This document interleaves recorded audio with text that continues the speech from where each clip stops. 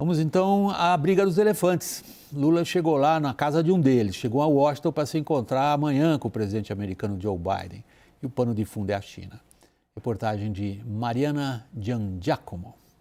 Lula desembarcou nos Estados Unidos no mesmo dia em que oficiais americanos divulgaram informações até então confidenciais na audiência do Senado sobre o balão chinês abatido sobrevoando o estado de Montana. Segundo o Departamento de Estado, o balão era capaz de monitorar sinais de comunicação e fazia parte de uma frota que passou sobre 40 países em 5 continentes. Acusada de espionagem, a China diz que se trata de um balão meteorológico. O episódio aumenta a tensão entre as duas potências mundiais, que também disputam uma aproximação com o Brasil. Biden deve convidar Lula para a Cúpula Internacional da Democracia em março, numa tentativa de construir uma espécie de aliança ocidental e diminuir a influência da China. Mas é também em março que Lula viaja para Pequim. O governo chinês quer aumentar ainda mais os negócios no Brasil, parceiro da China no BRICS, junto com a Rússia, Índia e África do Sul. Já o Brasil quer usar o encontro para tentar convencer o líder chinês Xi Jinping a fazer parte dos esforços pela negociação da paz na Ucrânia. A guerra está no centro do teste da diplomacia brasileira em Washington. Biden espera de Lula uma posição mais firme condenando a invasão russa, o que pesa sobre um dos assuntos que devem ser discutidos aqui. O Brasil tenta entrar para uma seleta lista de países autorizados a vender armamentos para o Pentágono. E para isso, Lula precisa superar a desconfiança americana, que aumentou sobre o Brasil após a recusa em fornecer munições para os tanques alemães. O presidente alegou que o fornecimento seria uma interferência brasileira no conflito. Entre a atual viagem para Washington e a próxima, para Pequim, o Brasil também fica no meio de uma batalha pela tecnologia. Joe Biden já investiu centenas de bilhões de dólares numa política industrial que tenta deslocar da Ásia para os Estados Unidos e outros países a produção de chips. Um dos contemplados poderia ser o Brasil, que ao mesmo tempo é visto pela China como um parceiro estratégico para receber investimentos em infraestrutura, o que aumentaria a influência chinesa nas Américas. Larissa, novamente nosso boa noite aqui do WW. Você tem uma larga experiência profissional na China, diretamente em loco. A gente descreveu a situação que o Brasil se encontra do ponto de vista comercial, do ponto de vista diplomático, do ponto de vista geopolítico, no meio de uma briga de dois pesados elefantes. O elefante da China quer o que da gente? O elefante da China é o nosso maior parceiro comercial. A China é um parceiro extremamente importante para o Brasil, que conseguiu até hoje equilibrar muito bem a sua diplomacia, a sua atuação internacional no meio de diversas potências, né? Não é a primeira vez que o Brasil se vê nessa situação de precisar equilibrar interesses que muitas vezes são diversos e navegar nesse mundo que às vezes pode ser complexo, mas em nome do nosso interesse nacional, do desenvolvimento econômico do país, é necessário que a gente consiga equilibrar esses diferentes interesses e que a gente continue honrando a tradição diplomática brasileira, que é essa de manter uma equidistância entre as diferentes potências internacionais, né? O Lorival, interessantíssimo o que ela colocou. Brevemente, ela resumiu bem tanto o dilema quanto o que a gente tenta fazer. Agora, a palavra-chave, desculpe se eu interpretei você errado, você me corrige, tá, Larissa? A palavra-chave dela foi equidistância. A gente consegue? Não numa guerra, né? Como as guerras, eu estive em 15, você também esteve num bocado. As guerras mudam as pessoas, mudam o mundo, catalisam processos ou mudam a direção de processos. Quando acontece a guerra, já não há mais espaço para o cinismo, aquele cinismo que diz, não, cada país tem os seus interesses, não existem os valores que você mencionou na abertura do jornal. Os valores vão para o topo do processo de tomada de decisões quando acontece a guerra, principalmente nas democracias, né? Então, eu acho que o comércio é algo amplo, eu acho que a China precisa muito do Brasil, né? Porque você pode ter um processo de deslocamento de cadeia de valores industrial. Não é fácil, mas é possível. Você pode ter uma política industrial. Agora, é diferente você ter um deslocamento de fornecimento de proteína, de carne, de cereais, porque isso depende da natureza, de terra, de água e assim por diante. Então, talvez nesse sentido, no médio e longo prazo, a China precise mais do Brasil do que o Brasil da China. William, posso trazer Raquel, uma perspectiva que é interessante? Eu estava conversando mais cedo com o Abrão Neto, que é o CEO da Anshan, da Câmara Americana de Comércio aqui no Brasil. E fiz exatamente essa questão para ele. Eu falei, o Brasil consegue se manter equidistante nesse embate? E ele me respondeu, não, consegue. O Brasil não vai tomar partido automático para nenhum dos lados. Acho que não vai prejudicar. Nós vamos olhar qual é a vantagem em cada caso concreto. E ele estava muito animado com a viagem. Assim, ele acha que tem vários pontos em que o Brasil consegue incrementar os negócios com os Estados Unidos. Diz que a balança comercial está crescendo como há muito tempo não se via. E aí é interessante essa perspectiva, né? Porque o Lorival está trazendo uma perspectiva internacional da guerra e dessa divisão de mundo que dificulta muito o papel brasileiro, e quem está olhando só para os negócios está até com receio dessa necessidade de posicionamento. Eu vou voltar a esse ponto e logo na sequência, com seu perdão, seu permisso, senhor, o Caio e ao Daniel em Brasília, para a gente pôr o lado político brasileiro, eu queria voltar mais uma vez a Larissa. Larissa, é óbvio que o presidente Joe Biden, com quem o nosso presidente se encontra e conversa amanhã, tem exercido uma pressão muito forte sobre países que ele considera, de alguma forma, ali entre as suas, digamos, no seu foco. O Brasil está no foco dos Estados Unidos nesse sentido, da guerra, por exemplo, dos semicondutores. Como é que a China está vendo a posição do Brasil aí? Nós estamos sendo chamados a participar de um esforço de prejudicar a China? Olha, eu acho que o Brasil ele não vai conseguir prejudicar a China nesse aspecto. Quer dizer, tem uma discussão, sim, sobre a realocação de cadeias de valor, cadeias produtivas em outras regiões do mundo. Essa discussão faz sentido por uma série de razões, inclusive questões relacionadas ao processo de descarbonização. Então, no momento em que existe uma possibilidade de realocação de cadeias produtivas para a América Latina, sendo o Brasil um grande receptor desses investimentos, dado o seu tamanho, o seu mercado consumidor, por mais que a gente tenha críticas aos nossos marcos regulatórios, mas ainda assim há um marco regulatório relativamente estável. Por todas essas razões, o Brasil poderia ser destino de investimentos como esse. É claro que a gente precisa estar ali argumentando em prol da chegada desses investimentos. Afinal de contas, é o nosso desenvolvimento econômico que está em jogo. Eu não acho que isso seja visto pela China como algo prejudicial à China. A China está muito acostumada a trabalhar com a atração de investimentos internacionais. Foi assim que ela cresceu, foi assim que ela se desenvolveu. Agora, eu acho que o Brasil tem que tomar, sim, um cuidado muito importante de manter uma posição de neutralidade, que é a posição que faz sentido para o interesse nacional. E o Brasil, nunca é fácil manter essa posição, ainda mais num cenário como esse que a gente está observando, que o Lorival descreveu, um cenário de conflitos em algumas regiões do mundo, mas já houve situações no passado, também situações difíceis, em que o Brasil conseguiu negociar com os dois lados e, de certa forma, atrair para si o melhor dessas duas posições. E foi assim até com a tecnologia nuclear, né? Então, eu acho que a gente precisa trazer essa experiência de novo para o jogo, e isso vai ser importante para esses próximos anos aí que a gente vai enfrentar. Eu acho que a gente não pode cair na cilada de escolher um lado. São dois parceiros muito importantes para a gente, por razões diferentes, a gente tem que conseguir trabalhar com ambos. Daniel, a Larissa está descrevendo perfeitamente o que é a posição de política externa dos principais assessores internacionais do presidente Lula hoje. Leia-se ex-chanceler Celso Amorim. Está claro com a nossa agenda? Então, eu acho, William, que o Brasil, e esse é um pensamento muito do ex-ministro Celso Amorim, que foi o chanceler do primeiro governo Lula, os 8 primeiros anos de Lula, em Brasília e agora é assessor internacional da Presidência da República.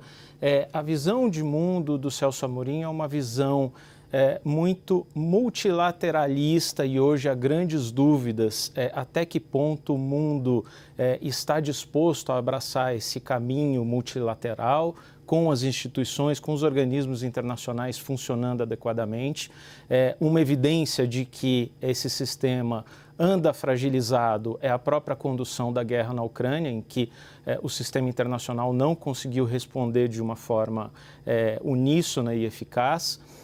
Mas é também uma visão de um mundo em que a posição do Brasil tem que se alinhar muito ao eixo sul-sul, né, como ele chama.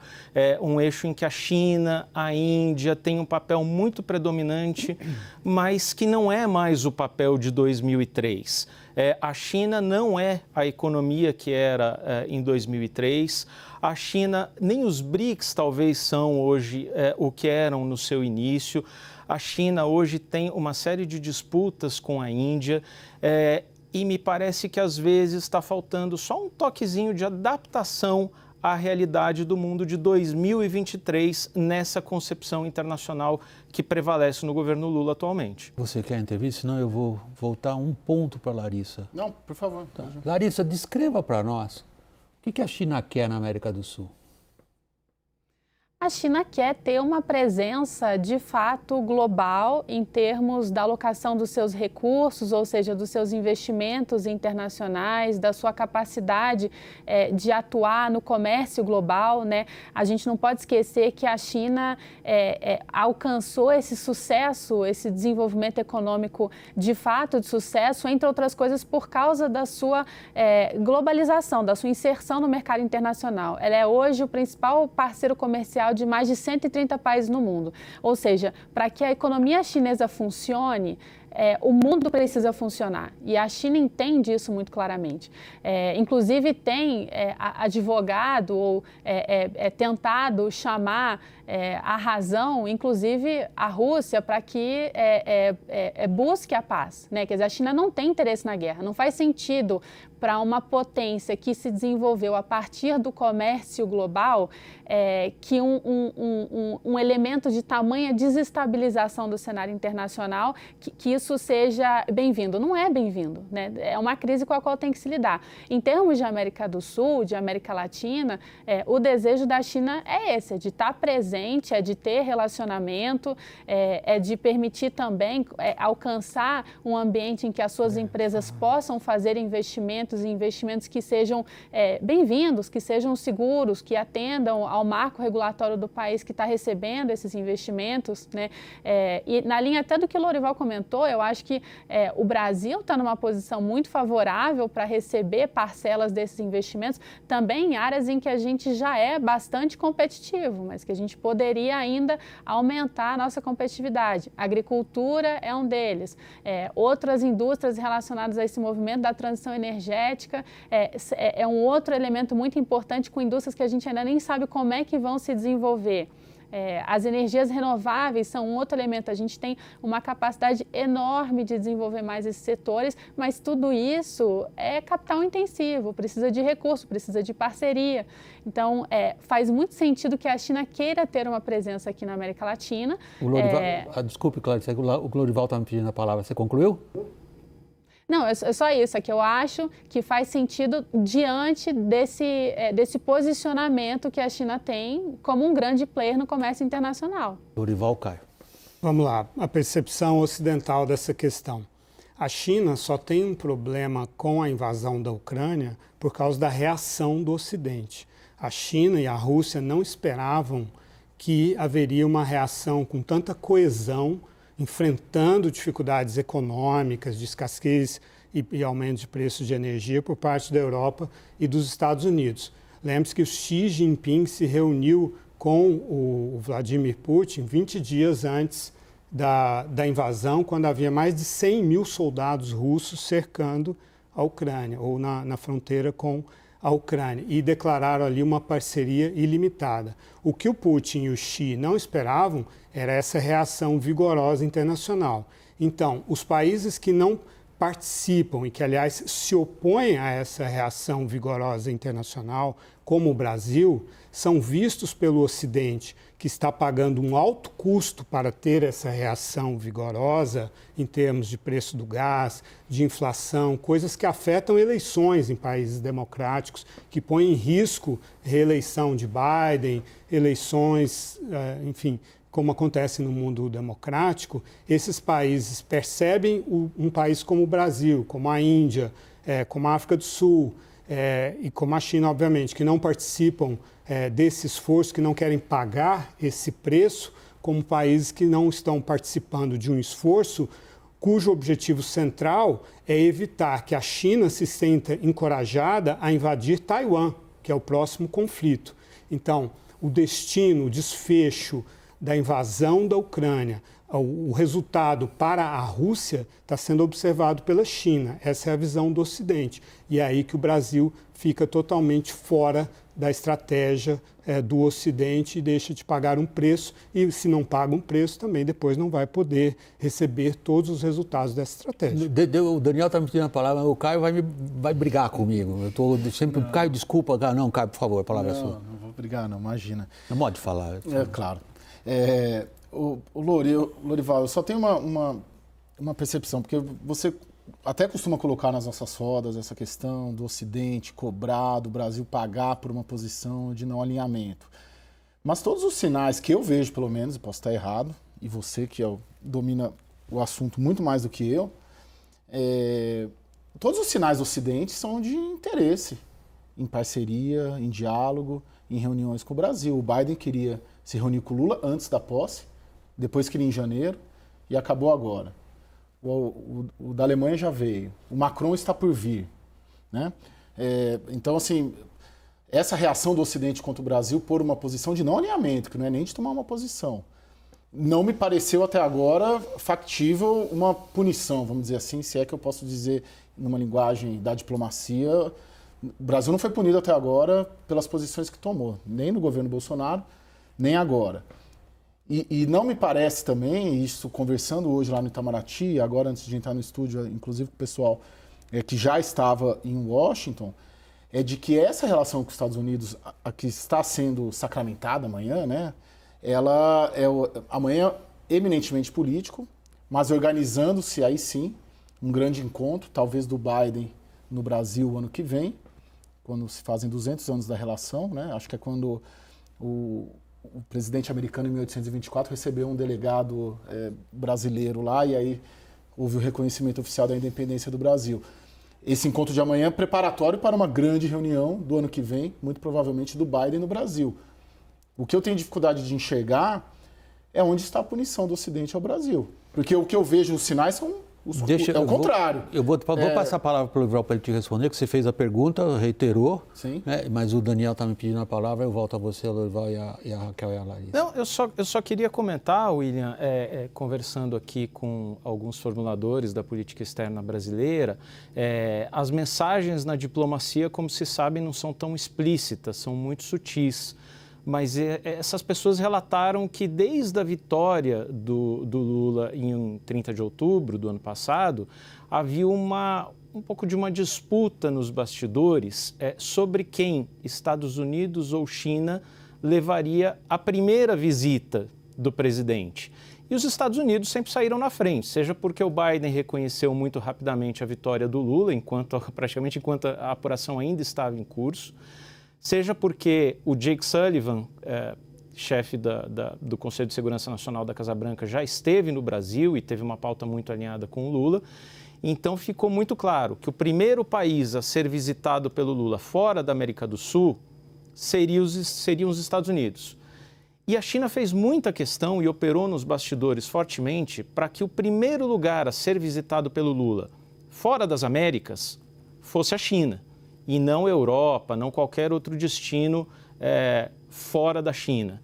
É curioso como também, a gente falava do Celso Amorim um pouco, como ele tem visto. Ele já me relatou o seguinte, que a grande diferença de 2003 para 2023, na visão dele, eu não estou emitindo nenhuma opinião, são duas coisas.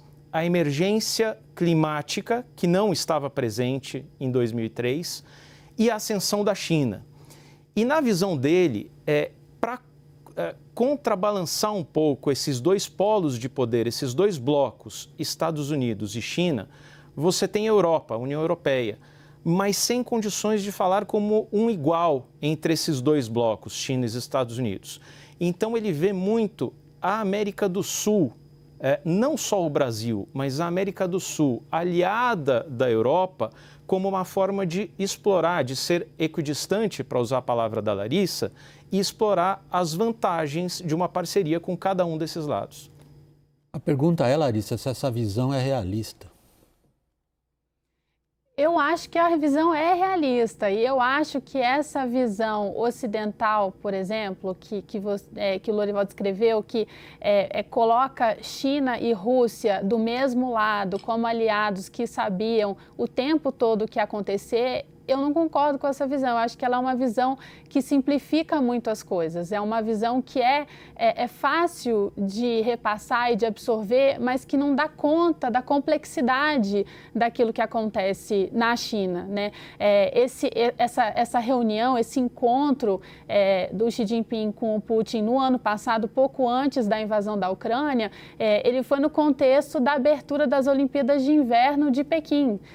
Vários líderes mundiais deveriam estar na abertura de Olimpíadas de Inverno em Pequim. Se isso tivesse acontecido, talvez não fosse uma foto, um momento que fosse tão fácil da gente qualificar dessa forma. E há muito debate sobre se a China de fato sabia o que ia acontecer dias depois. Então, eu acho que é muito importante que a gente mantenha tranquilidade e que a gente pense na tradição daquilo que a gente construiu como política externa de Estado para não tomar decisões erradas em momentos de maior tensão como esses. A gente tem uma tradição construída e que fez muito sentido para aquilo que é importante para o Brasil, e a gente falou de valores, e eu concordo que a gente tem que ter valores sim na nossa política externa, mas os nossos valores, eles também precisam representar questões nossas internas. Eu acho que um dos grandes debates hoje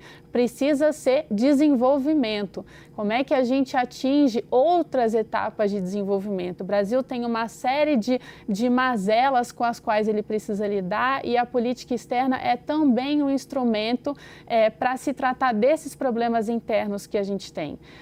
E um último comentário que eu queria fazer... prossiga.